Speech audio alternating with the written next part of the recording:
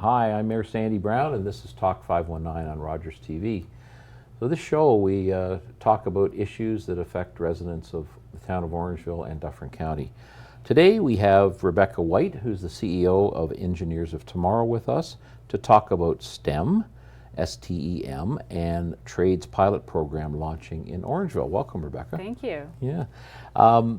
So not all of our viewers are aware of Engineers of Tomorrow, so can you tell us a bit about the background of the group and yourself and how you got involved in that? Definitely, and maybe I'll also start by just letting everyone know, because I always take for granted that everyone knows what STEM, the acronym stands for, but it's science, technology, engineering, and math. And so that's a really interesting relationship of subjects, but we also like to talk about that in combination with skilled trades as well, because it's a lot of the same kind of conversations that you have. And so we have a passion for STEM and skilled trades at Engineers of Tomorrow. We started now in 2013. We actually started as a venture of Engineers Without Borders Canada.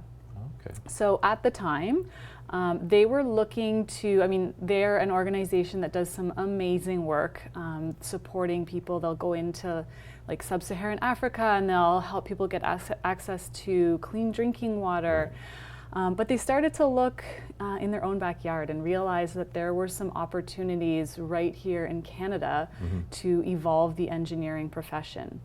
And so they started thinking sort of at a systems level and sort of through a systems lens about how they could have an impact here. And so there was different initiatives that developed out of that thinking, one of them being Engineers of Tomorrow. And the theory of change they were kind of going after there was that if we talk to kids differently about engineering, so if we message the profession in a very strategic and deliberate way, then we will change the population of and the demographics of engineers that exist in that profession. So diversity obviously has a lot of value, and it brings a lot to the profession. We truly believe we need a diverse set of thinkers to solve these big complex problems of the 21st century. So that's how Engineers of Tomorrow was born. It was founded by Erica Lee Garcia.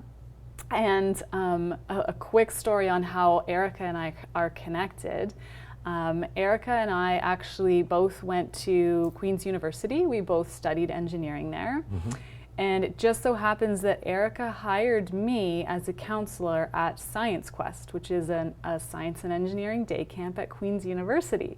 So kind of a neat story that we've come full circle now, back from our days of being instructors at Science Quest to do this youth outreach work now. And that would have been a STEM kind of initiative, the Science Quest. Exactly. Right. So it even goes deeper than that. So I actually grew up in Kingston.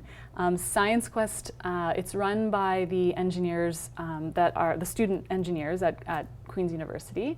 And when I was in grade 3, it was the first year that Science Quest ever started. It was a brand new kind of camp. Back in those days, you couldn't sign up online, so my parents lined up and they got me into the camp. And that was it. I was sold. I was like, bring me back the next year and the next year, and as many times as I could go, I went. And so for me, I consider that was sort of my first exposure to science and engineering. And I really credit that experience with my personal decision to choose engineering as a career path. So you mentioned diversity earlier. Now, are you thinking about gender diversity as well? Is that part of this? That's usually a good starting point in the conversation. There's a lot of initiatives that are looking at gender balance, gender as the kind of the marker, the metric. We like to go above and beyond that. It's really about more than that for us. It's about having a diverse set of thinkers. So all groups, you know, age, ethnicity, race, gender, everything is part of that. Because if we have all the same kind of thinkers in one room trying to come up with solutions to problems, we're only ever going to come up with the same answer over and over again. You know, at the town of Orangeville, we're faced with certain things, and we need to pull in experience from different groups. And I think about seniors, for instance, who, you know, sometimes they're marginalized in the decision-making process on things within government and in the municipality, but they got some very good ideas and experience that need to be brought to the table. And you know, from accessibility issues, public transportation, things that, and let's face it, the seniors demographic is growing, and so we, you know, and I'm not far off from that group, so it's a little bit self-serving to be thinking about it. But the reality is that we tend to marginalize seniors, and they need to be brought into the conversation. So I hope that that's part of this, right? That well, we're really big experience. on human-centered design, right? They're humans too, and engineers, what do? They design things, they solve problems. Right. They are creating that kind of social impact. So if you don't have them at the table, you're just missing, you're not solving the right problems. Right. You know, we just touched on diversity there. I was fortunate earlier this year to go to Kitchener to a Build a Dream seminar. Did you? Fantastic organization, yeah. And for those of you at home that don't know what this is, it was at the Bingaman's, I guess the event center, whatever they call it out there, and there was about 1,500 attendees. These were young women, grades 9 to 12, and their parents who were introduced to non-traditional careers for women. Yeah. So from the Carpenters Union, the Electricians Union.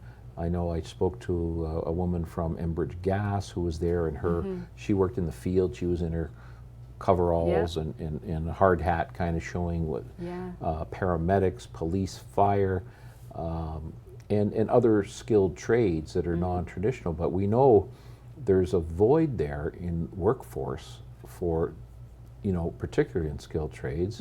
And there's a woman who spoke there, Jamie McMillan, I think is her name. She's an iron worker, and there's pictures of her 30 stories up working on steel beams, you know. And she spends half her year doing that job, skilled trades iron worker, the other half out on tour talking to young people and about career paths in the skilled trades and trying to overcome the hurdles that are just inherent in education and in parent thinking to get past that. Because I sit in, and I'm a member of the local Lions Club here, and I sit in these, in our meetings, and I look around the room and I see carpenter, electrician, HVAC technician, general contractor, and I know they're all doing well financially, they have good family lives, and they're contributing to their community. So it's, we need more of that. And so we got to point people in the right direction. And you know, again, income level is part of this equation. And all these jobs seem to be well-paying jobs. And as a municipal politician, you know, we keep hearing about affordable housing and affordable this.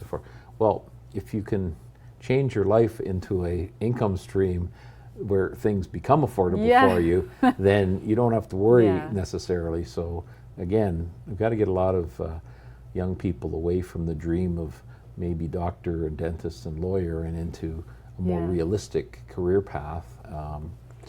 Well, and I think part of it too is just around the messaging. A lot of the times, so there's a few things going in there. I think with doctor and dentist and that kind of an idea, those are just public faces, so people see those. You know, you go into a kindergarten class and you ask those kids what they want to be when they grow up, and that's who they're going to tell you, because those are these big important public figures to them. But the other side of it is that these students that are coming up, they're coming up with the desire to really have an impact and change the world in some way or help people. So it's quite obvious how a doctor helps people or a dentist or whatever. But with skilled trades and even with engineering and a lot of the STEM professions, not quite so obvious. It's they're sort of kind of stealth professions, right? Well, you mentioned sub-Saharan Africa and creating safe drinking water for people. This is life-changing, life-saving in some cases, and so it's very important. I just Canada's emerging sort of as a world leader in STEM education, and Orangeville, we're actively pursuing opportunities to promote and build local skilled trades. I mentioned the Dufferin Board of Trade. So before we get into STEM, which is science, technology, engineering, and math, and the trades pilot program, why STEM and trades, and why now? What are your thoughts about that? Yeah, there's so much kind of buzz around it, so much going on with it, and we're involved in a lot of different initiatives that are going on to just help change public perceptions. And I think there's lots of different reasons. There's not lots of different ways I could answer that question, but I talked about the need for having diverse thinkers because we have real complex challenges to solve, right? The easy problems have been been all figured out. So we need to, as you know, for looking kind of nationally, if we want to set ourselves on that stage, we need to really be able to showcase this kind of thinking and come up with these solutions to some of these grand problems. There's all the UN Sustainable Development Goals, and there's the grand challenges that have been established. And so in order to be able to be sitting at that table and having those conversations, we need to be talking to kids about what that means, right? And I think the really neat thing with doing this through outreach, this model of connecting kids to these professions through kind of a grassroots outreach, so putting a plumber or an engineer or a scientist in front of the kids, is that the kids get to see it and connect the dots, but the professionals also get to connect to it in a way that they may have lost a little bit. They may be kind of stuck in their day-to-day work, but when you get to talk to a group of kids about how you change the world and what kind of impact you have, there's this magic that happens, and they get this kind of passion coming back, and then that impacts the world around them and what they have going on. So I think just building towards these kinds of conversations is the direction that we're looking to go. As you've been talking, a couple of synapses connected with me, because I thought about Indigenous communities, and I've seen recently that the federal government, I know they've been working at it, but they've got some large projects now, multi-billion-dollar projects to create safe drinking water and electricity. And so unfortunately we've got to take a break right now, but I want to carry on with that discussion when we come right back. Thank you. Good.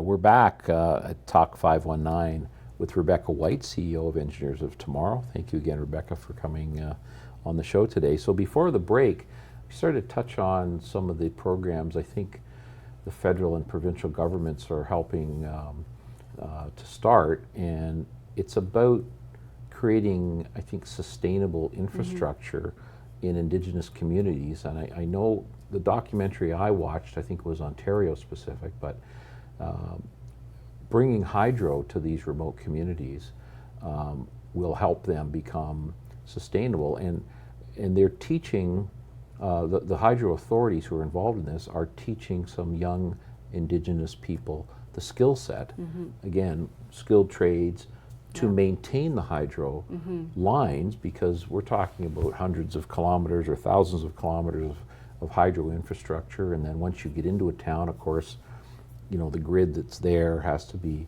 maintained and updated. So, when the government makes decisions to put sustainable infrastructure in place and also create jobs for people who didn't have them before, I really like that whole mix there. And I know they're also trying to bring, drinking water fresh drinking water into these communities as well. And so all of that is good decision making on the behalf of the government. It's about empowerment too, right? And doing it in a way that is, like you said, sustainable and it's going. And these are the kinds of stories that I think we need to be telling about the STEM and trades professions. We're really big on storytelling.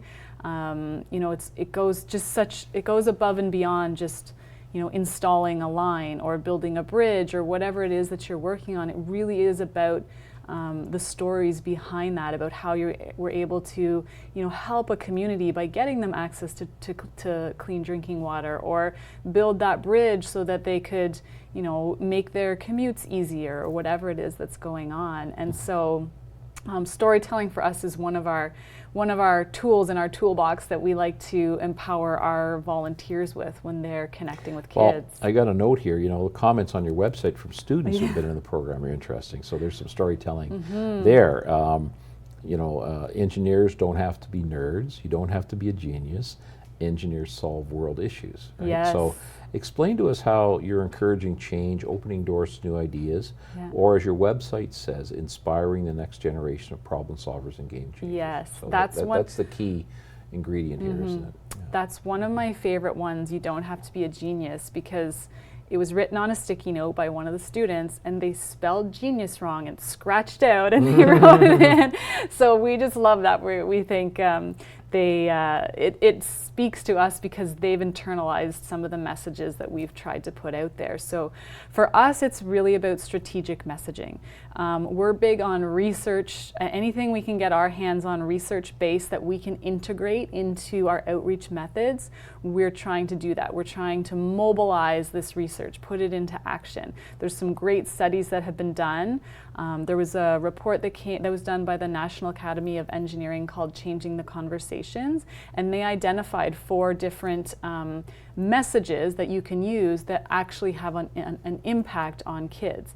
You still hear, even to this day, you have to be good at math and science to be an engineer, or you have to be a genius, or whatever it is, or only the nerds are engineers, and the same applies for skilled trades too, right? There's stereotypes that go along with the kids that are going to self-select into those kinds of jobs or those kinds of professions. So it's really about strategic messaging.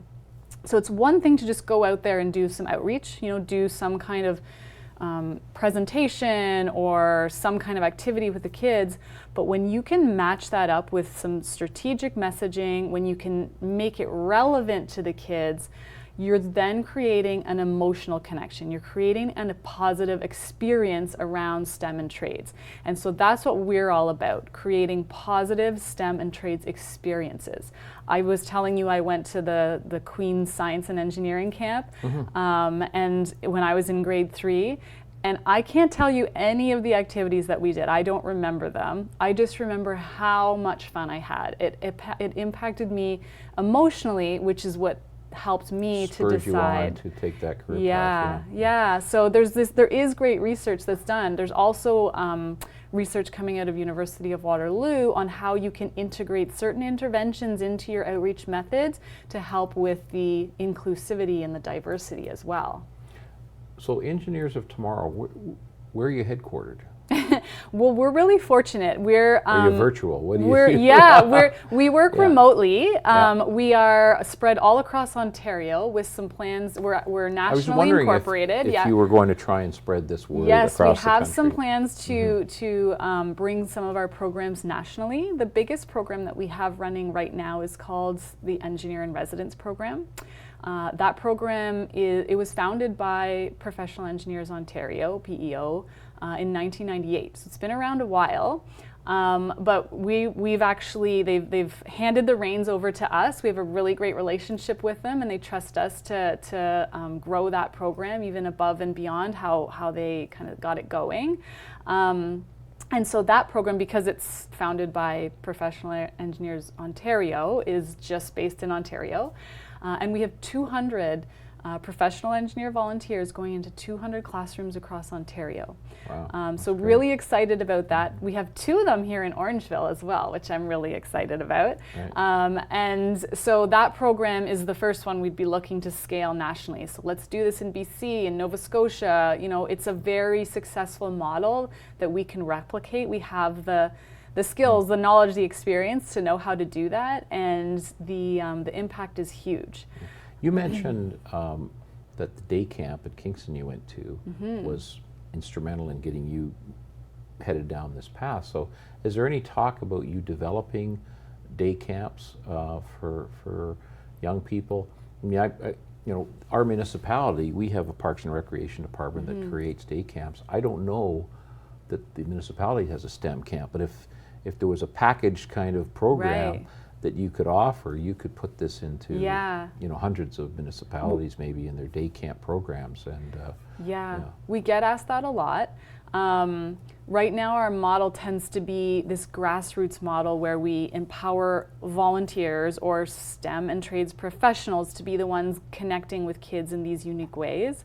That said, we also love to collaborate. We're well connected to the whole world of youth STEM outreach, and there are some phenomenal organizations doing great camps and day camps. And I mean, that's I one. hope Orangeville doesn't have a STEM camp because There's one. There is a STEM camp, not through the town though. Oh, It's not okay. through the town. Okay. There is, and it only came. I don't know all the think Parks and 2 Rec years ago. programs, Yeah, but, yeah. 2 years ago there is an organization called STEM Camps. Okay. STEMcamps.ca, and actually we're in the process of partnering with them.